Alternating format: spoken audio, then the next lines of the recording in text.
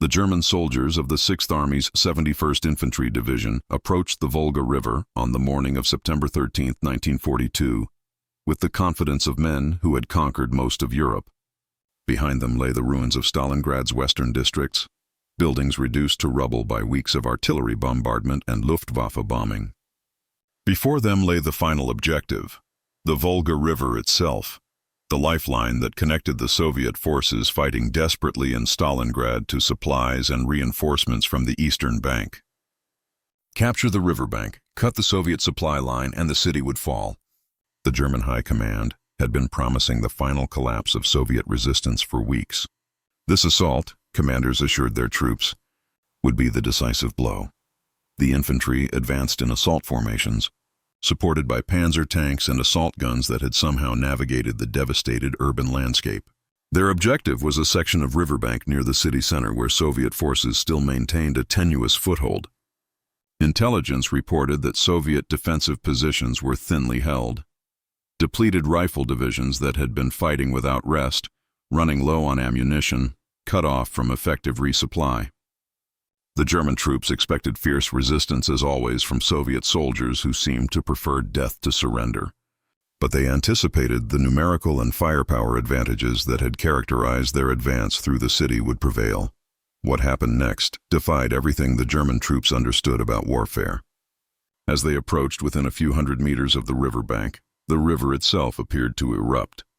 Machine gun fire poured from the water, not from boats or from the eastern shore, but from the river surface itself, from positions that seemed to be in the water. Then artillery fire began, impossibly accurate, striking German positions with devastating effect, despite there being no apparent observation posts that could direct such fire. Mortar rounds fell among the advancing infantry with uncanny precision. The German assault stalled, soldiers taking cover behind rubble, trying to understand what they were facing. Officers attempted to identify the source of fire through binoculars. They could see what appeared to be weapons firing from positions at water level, but the smoke and confusion made observation difficult. Were there boats they hadn't detected? Fortified positions built into the riverbank below water level? Some form of floating platforms the Soviets had constructed? Whatever the source, the volume and accuracy of fire was extraordinary, far exceeding what intelligence had suggested Soviet forces in this sector could deliver. Machine gun tracers seemed to come from the cliff face itself. Mortar fire landed with precision that suggested forward observers with clear lines of sight, yet no observation posts were visible. Artillery shells from across the river struck with devastating accuracy, as if the guns were being directed by observers who could see every German movement. The German company commanders radioed back confused reports. They were taking heavy casualties from an enemy they could not clearly identify or effectively engage.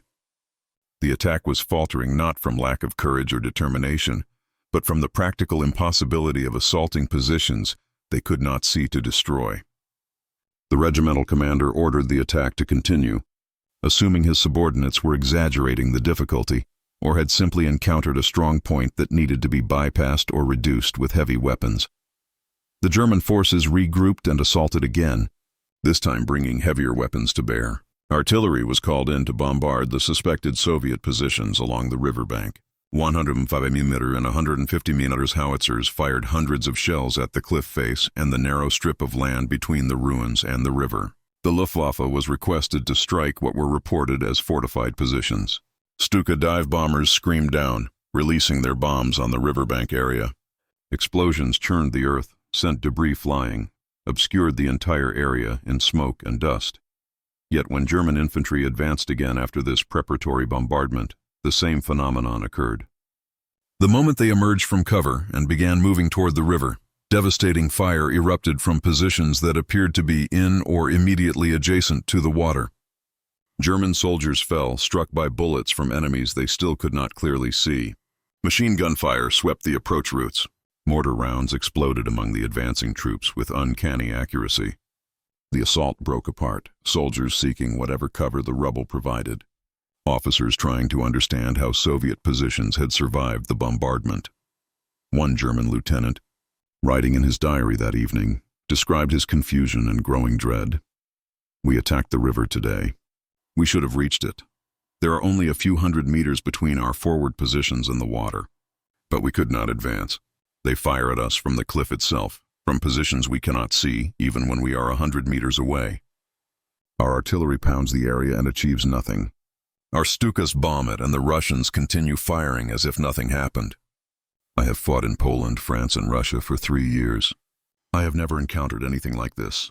The men are beginning to whisper that the river itself is fighting us, that the Russians have somehow made the water their ally. I know this is superstition born of exhaustion, but I confess I do not have a better explanation. The truth was both simpler and more remarkable than the confused German reports suggested. The Soviets were not firing from magical positions in the river itself, nor had they somehow weaponized the water. They were firing from positions carved into the steep riverbank, dugouts, caves, and reinforced bunkers built directly into the cliff-like banks that rose from the Volga's edge in this section of the city. These positions were nearly invisible from the German approach direction, appearing to observers as simply part of the natural riverbank. The cliff face, rising 15 to 20 meters in some sections, provided natural protection from direct fire and made the positions extremely difficult to target with artillery or air attack. The positions had been prepared with considerable ingenuity. Soviet combat engineers, working at night and under fire, had excavated into the cliff face, creating firing positions, ammunition storage, and shelter for infantry. The entrances to these positions faced the river, accessible by boat but invisible from the city side. Firing ports were cut into the cliff at various heights, positioned to provide overlapping fields of fire across the approach routes German forces would have to use. The positions were mutually supporting. Defenders in one bunker could cover the approaches to adjacent bunkers, making it nearly impossible to assault and clear them sequentially. More critically, these riverbank positions were occupied not by the depleted, exhausted regular infantry divisions that German intelligence had correctly identified as holding most of Stalingrad's defenses, but by fresh troops of the 13th Guards Rifle Division, which had crossed the Volga the previous night in a desperate reinforcement operation that German intelligence had not detected. The crossing had occurred in darkness, boats ferrying thousands of soldiers from the eastern bank to landing sites protected by the cliff positions. By dawn, when German forces began their assault, the 13th Guards Division was in position, well supplied with ammunition, and ready to defend. The Guards divisions represented the elite of the Soviet military, formations composed of experienced soldiers who had distinguished themselves in previous battles, receiving better training, better equipment, and higher pay than standard rifle divisions. Units earned Guards designation through demonstrated combat excellence, making the title a mark of honor that soldiers fiercely defended. The 13th Guards had been formed from the 87th Rifle Division after that unit's exemplary performance in earlier battles. Its soldiers understood they were being sent into Stalingrad at a critical moment, that the city's fate might depend on their performance, and that they were expected to hold regardless of cost. The division's commander was Major General Alexander Ilyich Rodimtsev, at 37 years old already a legendary figure in the Red Army. Rodimtsev had fought in the Spanish Civil War as a volunteer, gaining combat experience against fascist forces and earning the title Hero of the Soviet Union, the nation's highest decoration, for his service. When Germany invaded the Soviet Union in June 1941, Rodimtsev was commanding an airborne brigade. He had fought in the desperate defensive battles of 1941 and 1942, earning a reputation as a tough, competent commander who led from the front and maintained discipline even in the most chaotic situations. Rodimtsev had received his orders directly from General Vasily Chuikov, commander of the 62nd Army defending Stalingrad. The orders were unambiguous: cross the Volga, take up defensive positions on the riverbank, and hold at any cost. The 13th Guards would defend the landing sites through which all Soviet supplies and reinforcements passed. If those landing sites were captured or rendered unusable by German fire, the Soviet forces fighting in Stalingrad would be cut off and destroyed. Rodimtsev's division was the barrier between German victory and continued Soviet resistance. There would be no retreat, no fallback positions, no second chances. The Volga was at their backs, and behind the Volga was nothing but the vastness of the Soviet Union. They would hold or they would die. Rodimtsev understood that conventional defensive positions, trenches and bunkers built on the surface, would be obliterated by German artillery and air power within hours. German forces had demonstrated throughout the Stalingrad battle that they could bring overwhelming firepower to bear on any Soviet position they could identify. The solution, Rodimtsev decided, was to position his forces where German firepower could not easily reach them. The steep riverbank provided natural protection that would be impossible to replicate with field fortifications. Combat engineers had already begun preparing positions in the cliff face, work that had been ongoing for days as previous Soviet units recognized the defensive potential of the terrain. Rodimtsev would expand and improve these positions, then fill them with his Guards infantry. The tactical concept was sound but psychologically demanding. Soldiers defending positions built into a cliff face, with the river directly behind them and German forces in front, would be fighting in a situation where retreat was nearly impossible and survival depended entirely on holding their positions. The cliff positions could not be easily evacuated if overrun. Soldiers could not simply fall back to secondary positions as they might in conventional defense. They would fight where they stood or die there. Rodimtsev believed his Guards troops had the discipline and courage to accept these conditions. Events would prove him correct. The battle for Stalingrad's riverbank in mid-September 1942 became one of the campaign's most desperate engagements, a microcosm of the larger battle's ferocity compressed into a few hundred meters of contested ground.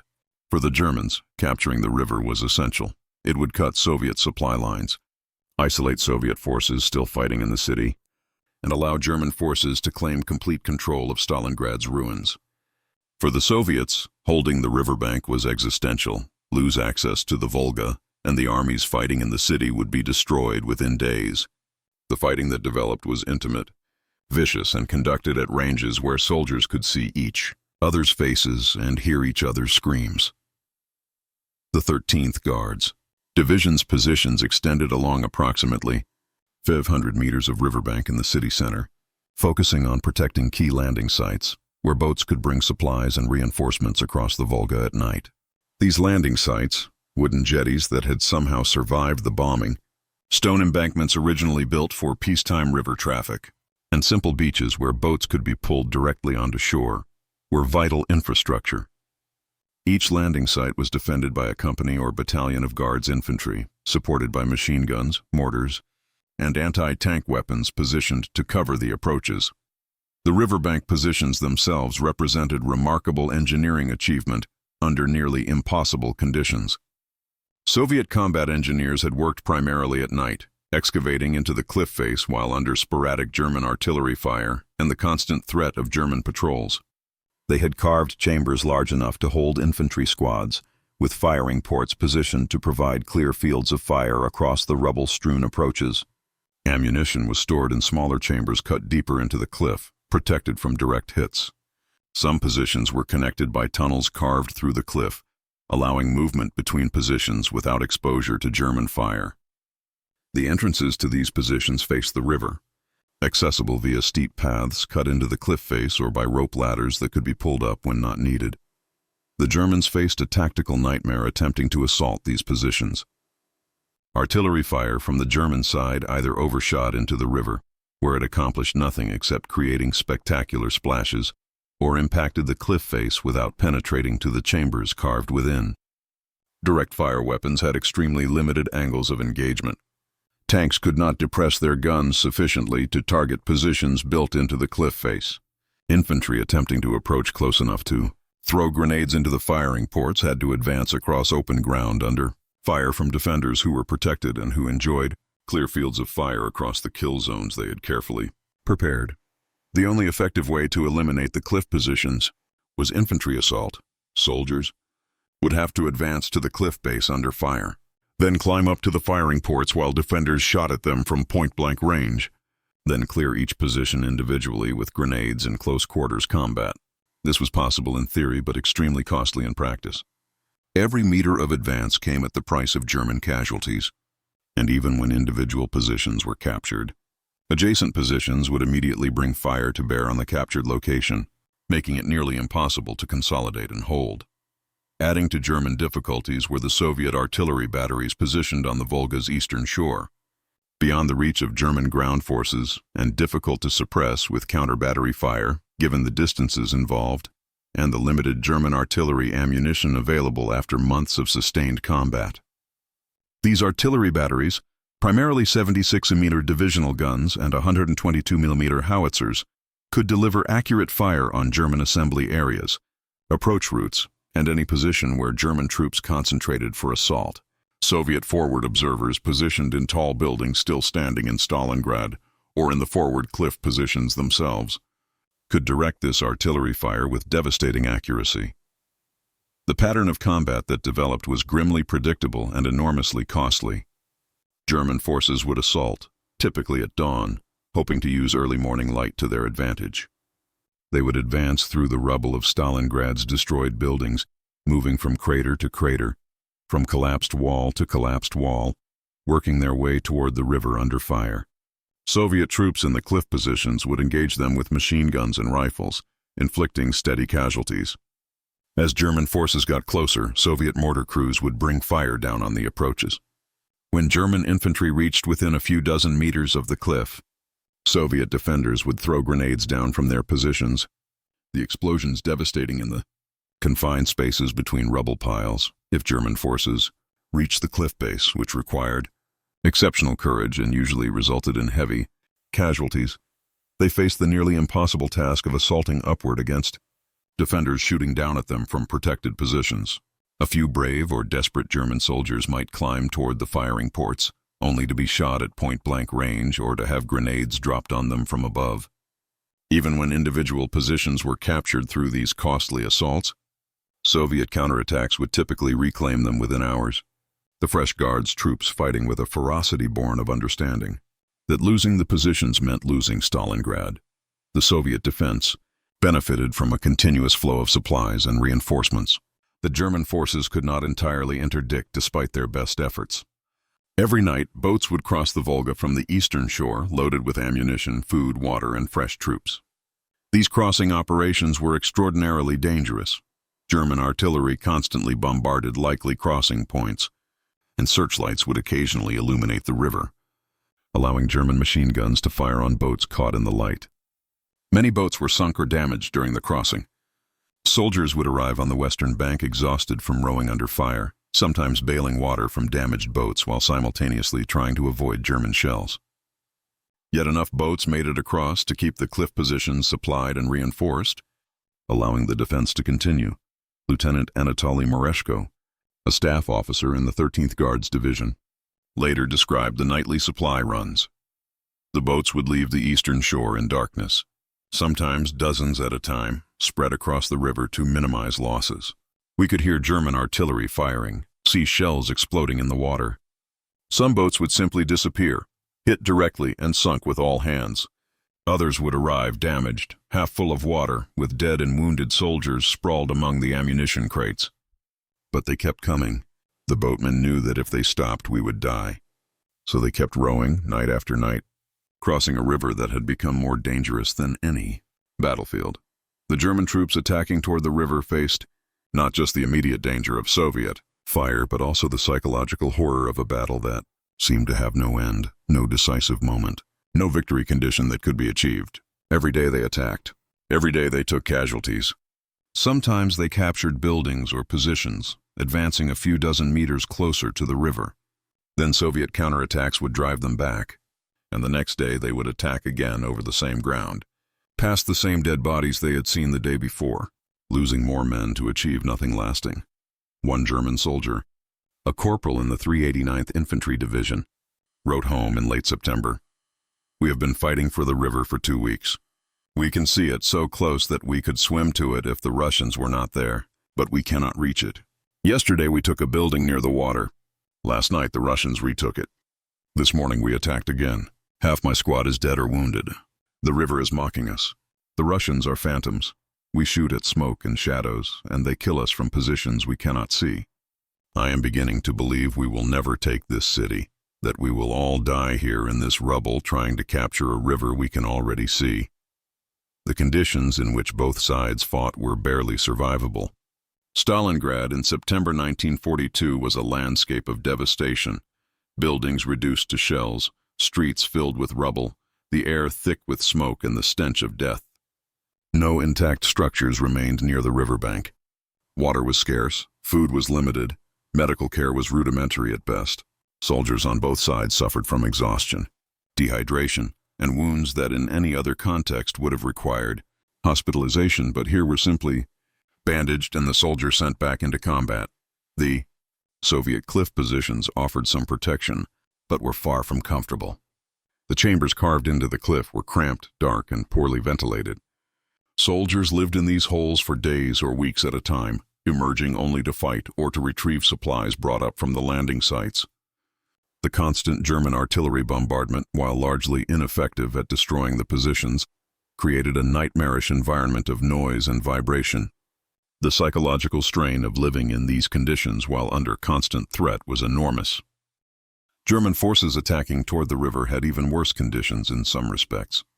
They lacked the protection the cliff positions provided, living in shell holes and ruined buildings while Soviet artillery from across the river could hit them at any time. Medical evacuation from the forward positions was extremely difficult and dangerous. Wounded soldiers might lie for hours or days before they could be moved to aid stations in the rear. Many died of wounds that would have been survivable with prompt treatment. Food became an increasing problem for both sides as the battle dragged on. Soviet forces in the cliff positions received supplies by boat, but the boats had limited capacity and had to prioritize ammunition over food. Soviet soldiers often survived on minimal rations, a bit of bread, some kasha, buckwheat porridge, occasional dried fish. German forces were supposed to receive regular rations through their supply system, but the chaos of urban combat and the constant Soviet interdiction fire on supply routes meant that food often arrived irregularly or not at all. Both sides' soldiers grew gaunt, their uniforms hanging loose on frames that had lost kilograms in the grinding combat. Water was perhaps an even more critical problem. Despite the battle being fought along a major river, clean drinking water was scarce.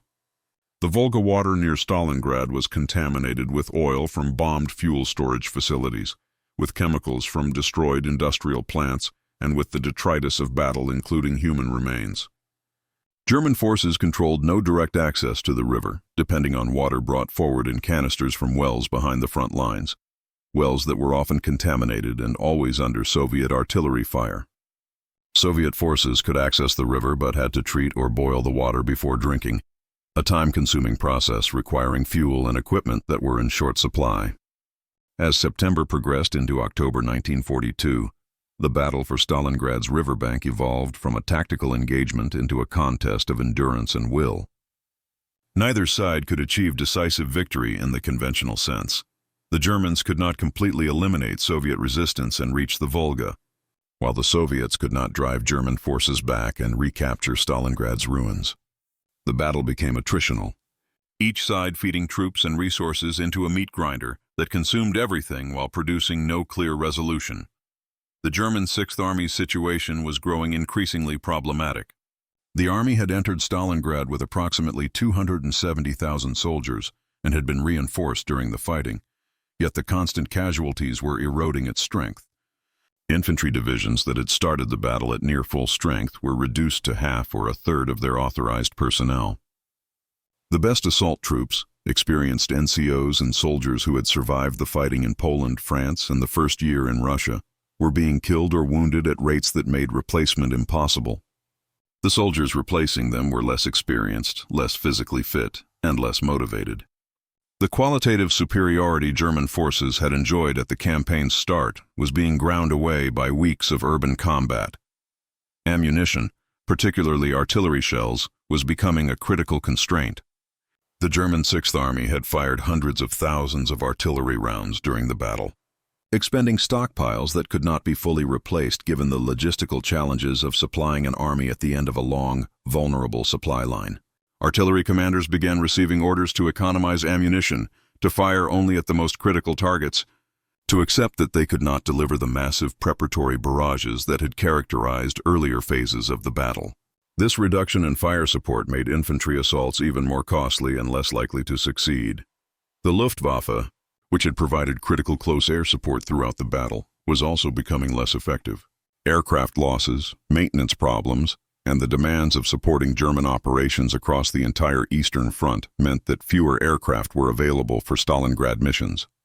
Soviet air defenses, anti-aircraft guns on the eastern shore, and an increasing number of Soviet fighter aircraft made Luftwaffe operations more dangerous and less effective. German pilots still flew support missions, but they could not provide the overwhelming air superiority that had characterized earlier German operations. For Soviet forces defending the riverbank, the situation was equally desperate, but in some ways more sustainable.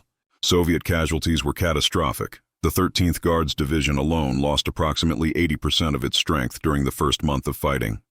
But the Soviets could replace these losses through the continuous flow of reinforcements across the Volga. Fresh divisions were brought up from the Soviet Strategic Reserve, ferried across the river and fed into the battle. These replacement soldiers were often poorly trained, sometimes arriving with only weeks of basic instruction, but they could hold defensive positions and fire weapons, which was sufficient for the type of combat Stalingrad demanded. The Soviet command structure accepted casualty rates that would have been considered unsustainable in most military contexts. Divisions would be committed to battle, fought down to a fraction of their strength, then withdrawn and replaced by fresh divisions while the battered survivors were reformed behind the lines. This approach was brutal and costly in human terms, but effective in maintaining a constant defensive presence. As long as fresh troops continued arriving from across the river, the defense could continue regardless of casualties. Soviet artillery support remained effective throughout the battle, and in some respects grew stronger as additional batteries were positioned on the eastern shore. Soviet artillery doctrine emphasized massed fire on critical targets, and the static nature of the Stalingrad battlefield meant that artillery could pre-register fire on key German positions, assembly areas, and approach routes. When German attacks developed, Soviet forward observers could call down devastating barrages on the attacking formations. The artillery could not prevent German attacks from being launched, but it could make them enormously costly. Soviet combat engineers continued working throughout the battle to improve defensive positions, expand the cliff bunkers, create new firing positions, and establish underground communication trenches. This constant improvement of defenses meant that even as individual positions were destroyed or captured, others were being created to replace them. The German forces faced a defensive system that was continuously regenerating, like fighting against an opponent who could grow back severed limbs. The tactical innovations both sides developed during the riverbank fighting would influence urban combat doctrine for decades. The Germans refined techniques for clearing fortified positions in urban terrain, though they paid dearly for these lessons. They learned to use combined arms teams, engineers with explosives, infantry with flamethrowers, tanks providing direct fire support, to methodically clear Soviet positions. They developed tactics for advancing through rubble using covered approaches, smoke screens, and supporting fire. These techniques were effective but time-consuming and expensive in casualties. Soviet defenders developed their own innovations. They learned to use the terrain's vertical dimension, fighting from positions at different heights, from basements to upper floors to the cliff positions themselves, creating a three-dimensional battlefield that was extremely difficult for attackers to navigate. They developed rapid counterattack techniques, allowing German forces to capture positions, then immediately hitting them with counterattacks before the Germans could consolidate. They became expert at calling artillery fire on their own positions when German forces overran them, accepting their own casualties to inflict greater casualties on the attackers. The close quarters nature of the fighting led to extensive use of grenades, submachine guns, and improvised weapons.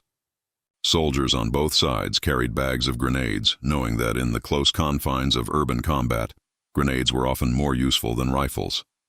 Soviet soldiers favored the PPSH-41 submachine gun, which had a high rate of fire and was effective in close quarters battle. German forces used MP-40 submachine guns and stick grenades. Both sides developed improvised weapons, Molotov cocktails for Soviet infantry fighting tanks, explosive charges fashioned from artillery shells, mines and booby traps placed throughout the rubble. The psychological toll on soldiers fighting in these conditions was severe. Combat stress casualties, soldiers who collapsed from psychological trauma, who became unable to function in combat, who developed what would later be called post-traumatic stress disorder, increased as the battle dragged on. Both sides' medical services struggled to handle not just the physical wounds, but the psychological damage the battle inflicted.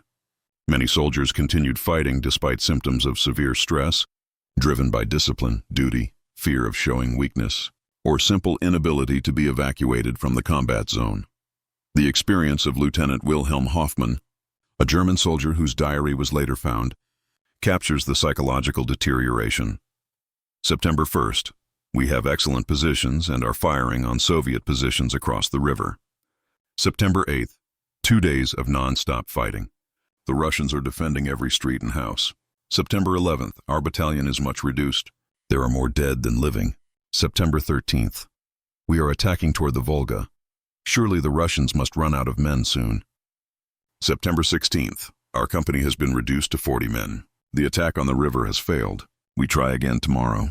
September 22nd, this is hell. We attack every day and gain nothing. The river is cursed.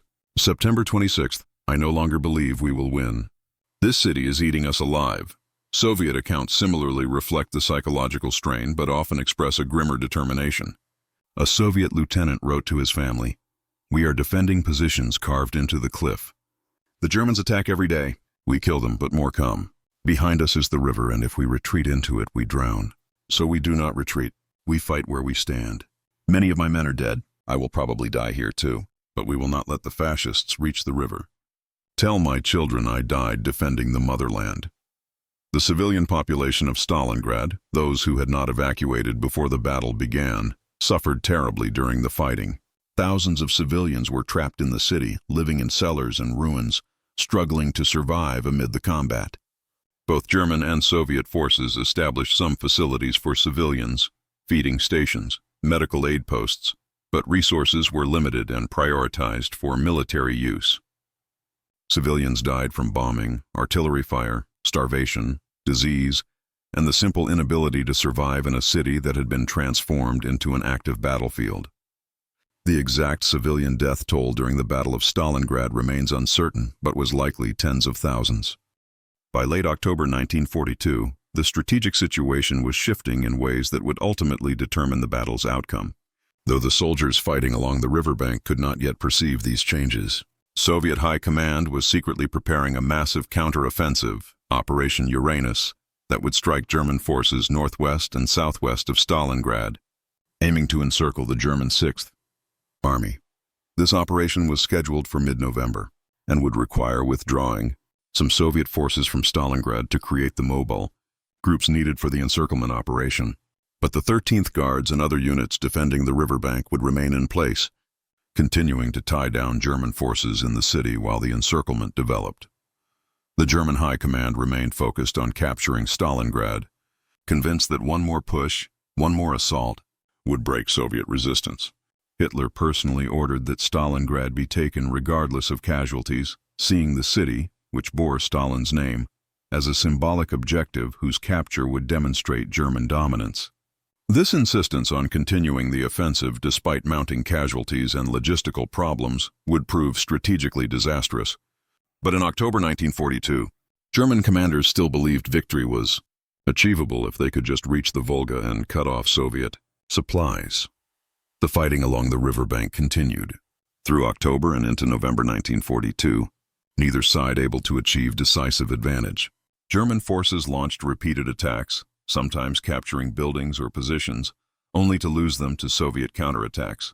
Soviet forces defended with desperate determination, knowing that every day they held was a day closer to the counteroffensive that would change everything. The casualty toll mounted steadily. German divisions were ground down to combat ineffectiveness. Soviet divisions were destroyed and replaced. The bodies accumulated in the rubble and floated in the Volga's cold waters. On November 19, 1942, Soviet forces launched Operation Uranus, striking German and Romanian positions northwest and southwest of Stalingrad with overwhelming force. Within days, Soviet mechanized forces had broken through Axis defenses and were racing to link up behind the German 6th Army, threatening to encircle the entire force fighting in and around Stalingrad. German commanders initially dismissed these attacks as local counteroffensives, but as Soviet penetrations deepened, the scale and ambition of the operation became clear. The 6th Army faced potential encirclement and destruction. For the German forces still fighting along the Volga riverbank in Stalingrad, this strategic reversal initially changed little. They were still locked in desperate combat with Soviet forces defending the cliff positions, still launching attacks toward the river, still taking casualties in a battle that had long since lost any connection to rational military operations. But as November progressed and the strategic situation deteriorated, the orders changed. Units were withdrawn from Stalingrad to deal with the Soviet encirclement, weakening the forces available for offensive operations.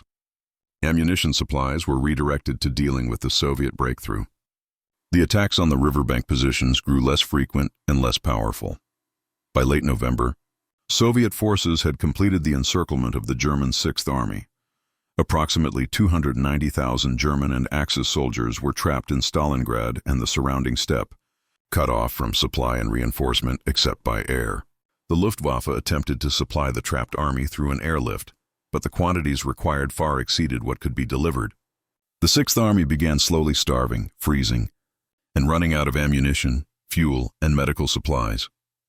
For the Soviet forces defending the riverbank positions, the successful encirclement transformed their situation from desperate defense to eventual victory.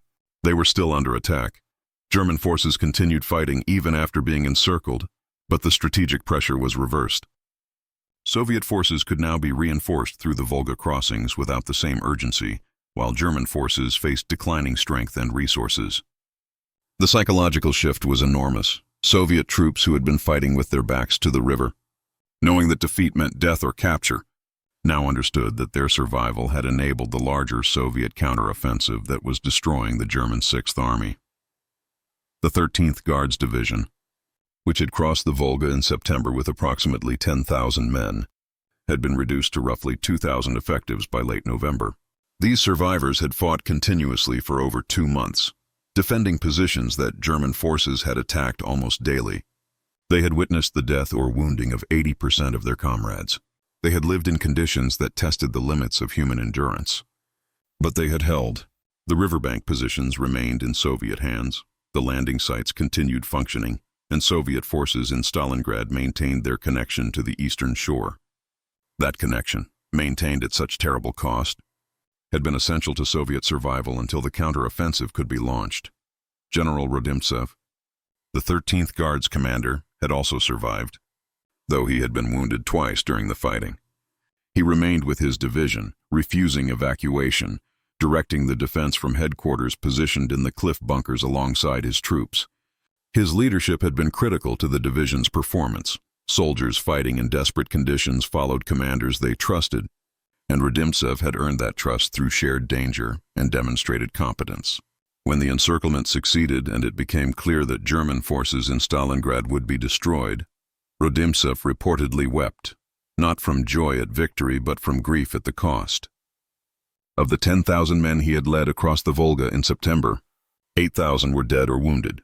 The German forces trapped in Stalingrad fought on through December and into January 1943, despite deteriorating conditions and the hopelessness of their situation. Hitler ordered the Sixth Army to hold its positions and await relief that would never come. German forces in the city continued defensive operations, pulling back gradually as Soviet forces pressed inward. But the riverbank that had been the focus of so much fighting in September and October was now irrelevant. The battle had moved beyond questions of who controlled the Volga shoreline to questions of survival for the trapped German army. The final Soviet assault on the remnants of the German Sixth Army began on January 10, 1943.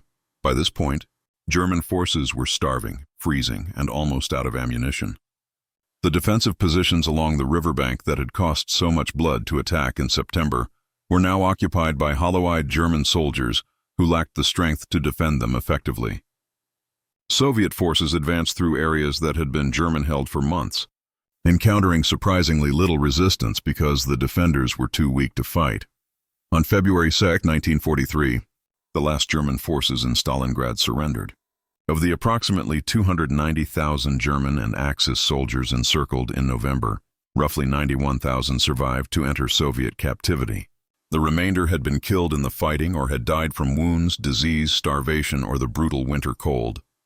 The Sixth Army, which had entered the Soviet Union in 1941 as one of Germany's premier fighting formations, had been utterly destroyed.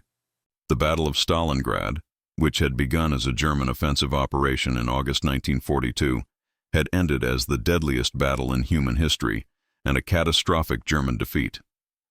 The riverbank positions that had been the focus of such desperate fighting in September 1942 remained visible for years after the battle ended. The cliff face still showed the scars of excavation and bombardment, the firing ports carved into the rock, the collapsed entrances to bunkers, the shell impacts that had pocked the cliff surface. The landing sites where boats had delivered supplies under fire remained, though the makeshift jetties had long since collapsed. The rubble-filled approaches where German soldiers had advanced and died were gradually cleared as Stalingrad was rebuilt. But for years afterward, construction workers would uncover human remains, unexploded ordnance, and the detritus of the battle. The Volga itself became a memorial of sorts. During the battle, thousands of bodies, German, Soviet, and civilian, had ended up in the river, some washed into it from destroyed positions, others dumped there when proper burial was impossible. For months after the battle ended, bodies continued surfacing downstream from Stalingrad, grim reminders of the human cost. The river had witnessed some of the war's most desperate fighting, had served as lifeline and barrier, had been contested meter by meter as if it were territory rather than water. The Soviet state recognized the significance of the riverbank defense through various honors and commemorations. The 13th Guards Rifle Division received the honorific title 13th Guards Rifle Division, Stalingrad, for its defense of the landing sites. General Rodimtsev was awarded the Hero of the Soviet Union for the second time, one of only a handful of Soviet officers to receive this highest decoration twice. Individual soldiers who had distinguished themselves in the riverbank fighting received medals and recognition, though many of those most deserving were dead and received their honors posthumously. The strategic and tactical lessons learned from the riverbank fighting influenced Soviet military doctrine for the remainder of the war and beyond. The effective use of terrain to neutralize enemy firepower superiority, the importance of maintaining supply lines under fire, the psychological importance of holding critical positions regardless of cost. These lessons were codified in training manuals and taught at military academies.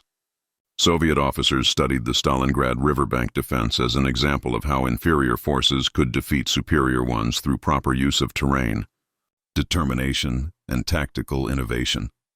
The German military also drew lessons from their failure to capture the riverbank, though these lessons were often learned too late to affect the war's outcome. German tactical doctrine was modified to address the challenges of urban combat and fighting against entrenched defenders in favorable terrain. The Wehrmacht recognized that their operational methods, developed for mobile warfare on open terrain, were poorly suited to the grinding attritional battles that urban combat produced. But by the time these lessons were learned and disseminated, Germany was fighting a defensive war against enemies who possessed growing superiority in numbers, equipment, and resources. The individual soldiers who survived the riverbank fighting, both Soviet and German, carried its memories for the rest of their lives. For Soviet veterans, the experience became a defining element of personal identity. They had fought at Stalingrad, had defended the Volga, had been part of the battle that broke the Wehrmacht's offensive power. In Soviet culture, Stalingrad became synonymous with heroic resistance, with the willingness to sacrifice everything for victory, with the triumph of Soviet arms over fascist aggression. Veterans of the riverbank fighting held a particular status. They had defended the city's literal lifeline, had held positions that enabled the larger victory. German veterans of the battle rarely spoke about their experiences. Those who survived Stalingrad and then survived Soviet captivity, only about 5,000 of the 91,000, captured, eventually returned to Germany, came home to a nation that had lost the war and had little interest in hearing about military defeats. The trauma of Stalingrad, the memory of comrades lost, the guilt of survival when so many died, and the horror of watching an army starve and freeze to death in the encirclement. These experiences left psychological scars that veterans carried silently. When they did speak about Stalingrad, they often focused on the sheer incomprehensibility of the fighting, the disconnect between what they had been promised and what they experienced. One German veteran, interviewed decades after the war, recalled the riverbank fighting. "We were told we would capture the Volga in a day, 2 days at most. We fought for weeks and never reached it. I watched my friends die trying to assault positions we could not see against an enemy we could not defeat. The Russians had made the cliff into a fortress and we had no way to breach it. When I think of Stalingrad, I do not remember the cold of the encirclement or the hunger. I remember those weeks attacking toward the river, dying for meters of ground we could not hold, fighting an enemy who would not break. That was when I understood we would not win the war. The river taught me that." The physical reconstruction of Stalingrad, renamed Volgograd in 1961 during Khrushchev's de-Stalinization campaign, required years of effort. The city had been approximately 90% destroyed during the battle. Rebuilding began almost immediately after German forces surrendered, even while the ground was still frozen and littered with unexploded ordnance and human remains. The riverbank areas that had been so fiercely contested were among the first to be cleared and rebuilt. As the river remained vital for transportation and commerce, memorial construction began in the 1960s, culminating in the massive Mamayev Kurgan Memorial Complex completed in 1967. This vast memorial, dominating Volgograd's landscape, commemorated the Battle of Stalingrad and the soldiers who died there. The Motherland Call statue, standing 85 meters tall on the Kurgan, became one of the world's largest statues and a symbol of Soviet victory. While the memorial focused on the broader battle rather than specifically on the riverbank fighting, it stood overlooking the Volga, visible from the very riverbank that had been so desperately defended in September. 1942 smaller memorials and markers were placed at specific locations along the riverbank where particularly significant fighting had occurred. These markers, often simple plaques or monuments, identified landing sites, the locations of specific defensive positions, and places where notable acts of heroism had occurred. Soviet veterans would visit these sites on Victory Day and other commemorations, paying respects to fallen comrades and remembering the battle that had defined their generation. The historical analysis of the Battle of Stalingrad has continued for 8 decades, with historians still debating various aspects of the campaign, the decisions made by commanders on both sides, and the factors that determined the outcome. The riverbank fighting, while representing only a small portion of the larger battle's geographic scope and duration, has received attention as an example of tactical-level combat that had strategic implications. The German failure to cut Soviet supply lines across the Volga allowed Soviet forces to sustain their defense long enough for the counteroffensive to be prepared and launched. Some historians have argued that German forces could have achieved better results with different tactics, perhaps bypassing the riverbank strongpoints to capture the river at less defended locations, or using different assault methods to overcome the cliff positions. Others argue that by September 1942, the German Sixth Army lacked the resources and fresh troops necessary to overcome determined Soviet resistance regardless of tactics employed. The attritional nature of urban combat favored defenders who could be continuously reinforced, and the Soviets maintained the ability to reinforce as long as they held the riverbank. The question of whether the riverbank defense was worth its enormous cost, the thousands of Soviet soldiers killed, defending positions along a few kilometers of cliff, is impossible to answer definitively, but reflects broader questions about how military success should be measured. In purely tactical terms, the defense was extraordinarily costly. The casualty rates approached or exceeded 80% for units committed to the riverbank fighting. In operational terms, the defense achieved its objective. Soviet forces maintained access to the Volga throughout the battle, enabling continued resistance. In strategic terms, the defense contributed to the larger Soviet victory by preventing German forces from achieving their objectives, buying time for the counteroffensive, and tying down German troops in fruitless attacks. The Soviet command's willingness to accept these casualties, to commit division after division to defensive positions where they would be largely destroyed, reflected both the desperate circumstances of late 1942 and Soviet military culture's acceptance of massive casualties in pursuit of military objectives. Whether this approach was necessary or whether alternative strategies might have achieved similar results with lower casualties remains debated. What is clear is that Soviet commanders believed holding the riverbank was essential and were willing to pay whatever price that defense required. The German failure at Stalingrad's riverbank represented a microcosm of the larger German failure in the Soviet Union. German forces had superior tactical proficiency, better individual training, more combat experience, and initially better equipment, but they faced an enemy with superior numbers, unlimited willingness to accept casualties, strategic depth that allowed continuous reinforcement, and leadership that, whatever its other failings, understood that time and space favored the Soviet Union if they could survive long enough to mobilize their advantages. The riverbank fighting demonstrated these broader dynamics in compressed form. German tactical skill could not overcome Soviet determination and the inherent advantages of defense in favorable terrain. The Volga flows through Volgograd today, much as it did in 1942, though the city rising from its banks bears little resemblance to the ruins that German soldiers attacked toward 80 years ago. The river remains one of Russia's great waterways, vital for commerce and transportation, crowded with shipping during the navigation season.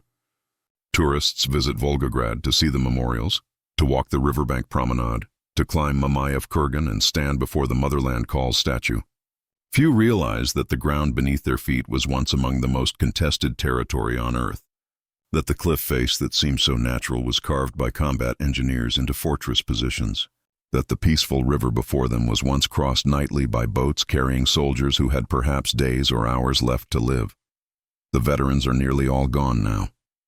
The last survivors of the Battle of Stalingrad, both Soviet and German, have died in recent years, taking with them the direct memory of what occurred along the riverbank in September 1942.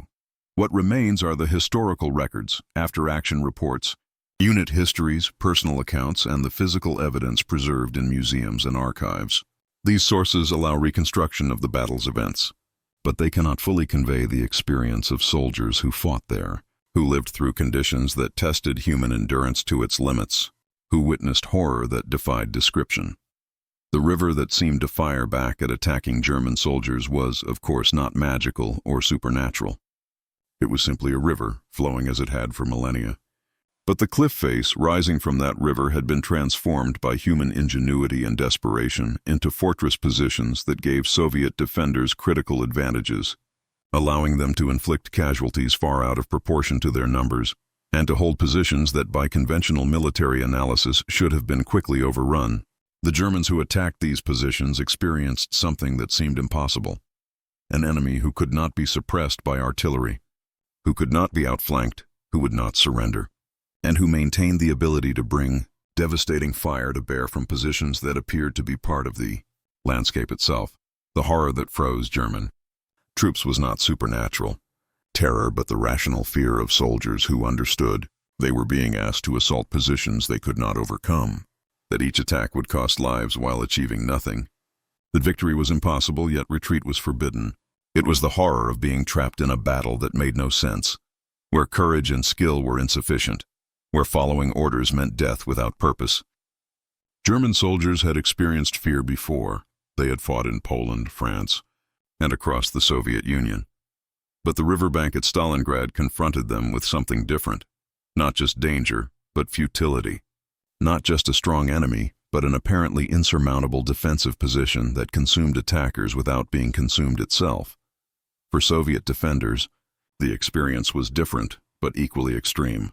They fought knowing that behind them was the river, and behind the river was the vast Soviet Union they were defending. Retreat was literally impossible. There was nowhere to retreat to except the water. They fought in positions that offered protection, but also isolation, carved into a cliff face where reinforcement and evacuation were difficult and dangerous. They watched comrades die, were replaced by fresh soldiers who would soon die themselves, and understood that their survival depended on killing enough Germans to make the attack stop, at least temporarily. The Battle of Stalingrad's riverbank, where German troops froze in horror as the river seemed to fire back, stands as testament to several enduring truths about warfare. Terrain matters. The natural protection provided by the cliff face multiplied Soviet defensive capabilities enormously. Supply matters. Soviet ability to maintain reinforcement and resupply across the Volga enabled sustained resistance. Determination matters. Soldiers willing to fight to the death from prepared positions can defeat larger, better-equipped forces. And human cost matters. The thousands who died defending and attacking those few hundred meters of riverbank paid the price for strategic decisions made by distant commanders, dying for objectives whose value could be measured in meters gained or lost. The Volga carries no physical memory of September 1942. The water that flowed past the cliff positions then has long since reached the Caspian Sea and evaporated into clouds and returned as rain, circulating through the hydrological cycle that connects all water on Earth. But the river remains, and along its banks the city of Volgograd stands as living memorial to the battle fought there. The memorials record names and dates, provide statistics and historical context, offer places where Russians can honor the sacrifice of their grandparents' generation. But they cannot fully capture what occurred when the river seemed to fire back. When German soldiers confronted defensive positions that defied everything they understood about warfare, when Soviet soldiers fought from holes carved in a cliff face knowing that defeat meant death, and that victory meant only surviving to fight again the next day. The story of the riverbank defense has entered Russian national consciousness as one of the great patriotic war's defining moments, evidence of Soviet soldiers' courage, of the Red Army's ability to stop the Wehrmacht's advance, of the determination that would eventually carry Soviet forces from Stalingrad to Berlin. The story has been told and retold in histories and memoirs, in films and literature, in schools where children learn about their nation's history. With each retelling, the story has been shaped and simplified, the complexity reduced to narrative form, the individuals who fought and died aggregated into collective actors, the Soviet defenders, the German attackers, that serve national memory but obscure personal experience. Yet at its core, the story remains what it was, an account of human beings pushed to the limits of endurance, fighting over a stretch of riverbank in a city being systematically destroyed, killing and dying for objectives that made sense at strategic level, but seemed incomprehensible to the soldiers experiencing them at ground level. The German troops who froze in horror as the river fired back were not cowards. They were experienced soldiers confronting a tactical situation that defied solution. The Soviet defenders who fought from cliff positions were not superhuman. They were ordinary soldiers who accepted extraordinary risks because their commanders and their country demanded it, and because the alternatives were worse. The river flows on, indifferent to the history enacted on its banks. But the memory persists in monuments and histories, in the names of streets and the stories families tell, in the academic studies that continue examining the battle's details 8 decades later. The Volga that seemed to fire back at German attackers in September 1942 has become part of Russia's historical consciousness, a symbol of resistance and resilience, a reminder that rivers can become barriers that armies cannot cross, that natural terrain combined with human courage can defeat seemingly superior forces, and that some battles are remembered not because they were glorious, but because they were necessary. The thousands who died along Stalingrad's riverbank, Soviet soldiers defending their positions, German soldiers attacking them, civilians caught in the fighting, are buried in mass graves or lie unrecovered in the ground where they fell. Most have no individual markers, no graves where descendants can visit. They are commemorated collectively, their names listed on memorials if they are listed at all, their individual stories lost except in the few cases where letters or diaries survived. They died in a battle that would help determine the war's outcome. That would become a turning point in the conflict between Nazi Germany and the Soviet Union. That would be remembered when most other battles are forgotten. But they died as individuals. Each death a unique tragedy, each life lost representing potential unrealized in futures that would never occur. They died fighting over a few hundred meters of riverbank in a city that would be destroyed and rebuilt, for a cause whose righteousness varied depending on which side they fought for, in service to leaders who often viewed them as expendable resources rather than human beings. They died because warfare demands death, because strategic objectives require tactical action, because soldiers follow orders even when those orders lead to their destruction.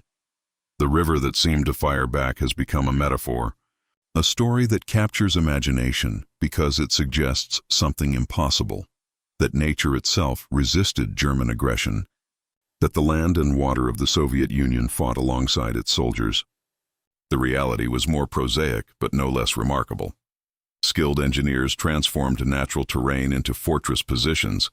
Determined soldiers defended those positions despite catastrophic casualties, and the combination of terrain, skill, and determination defeated an enemy who should have won by any conventional calculation.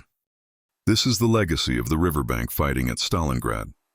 Not that rivers can fight, but that human beings can fight from positions that seem impossible, can hold against odds that seem overwhelming, can accept costs that seem unbearable, and can sometimes, through courage and sacrifice that defy rational calculation, achieve victories that change history. The German troops who froze in horror when the river started firing back confronted this reality in its most immediate and terrifying form. The Soviet troops who fought from the cliff positions lived this reality every day until they died or until the battle ended. And the river flows on, bearing witness to what occurred on its banks, carrying forward into an unknowable future, the memory of a time when its shores became the boundary between survival and annihilation, between resistance and surrender, between a city that held and an army that broke itself trying to capture it.